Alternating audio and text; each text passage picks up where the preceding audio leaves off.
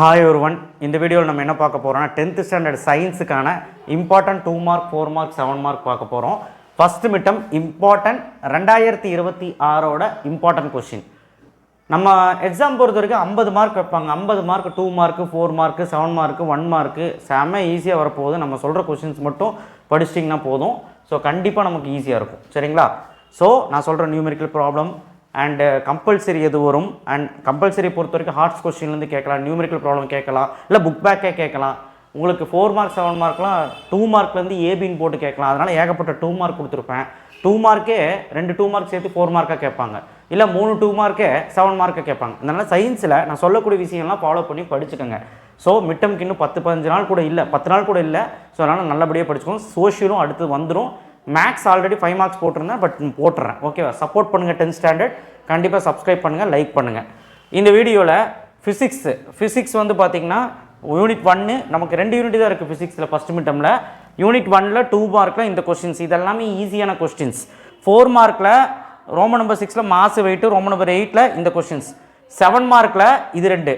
Unit 2ல் வந்து பார்த்திங்கன்னா 2 மார்க்கில் இந்த கொஸ்டின்ஸ் எல்லாம், 4 மார்க்கில் இந்த கொஸ்டின்ஸ் எல்லாம், 7 மார்க்கில் ஒரே ஒரு கொஸ்டின்ஸ். ஆக்சுவலி இந்த first unit second unit 2 mark ஏகப்பட்டது கொடுத்துருப்பேன். காரணம் என்னென்னா அவங்க அதுலேருந்து தான் 4 மார்க்கே கேட்குறாங்க. அதனால் அதே மாதிரி ஃபஸ்ட் லெசனில் 4 மார்க் அந்த 7 மார்க் கொடுத்துருக்கு இல்லையா, எதையுமே விட்டுறாத.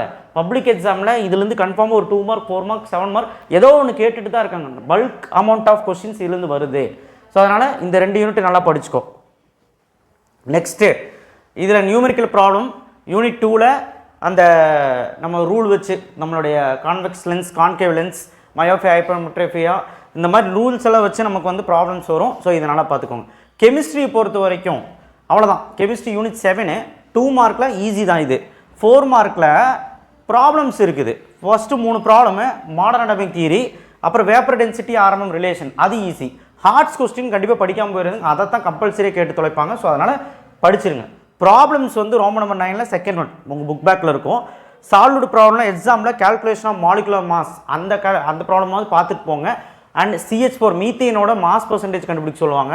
And percentage composition of sulphur in H2SO4 இந்த சம்மும் கேட்பாங்க, பார்த்துக்கோங்க. அடுத்து யூனிட் 8ல் ரோமன் நம்பர் 6ல் 2 கொஸ்டின் தான். ஹார்ட்ஸ் கொஸ்டினில் எதுவுமே விட்டுறாத பார்த்துரு.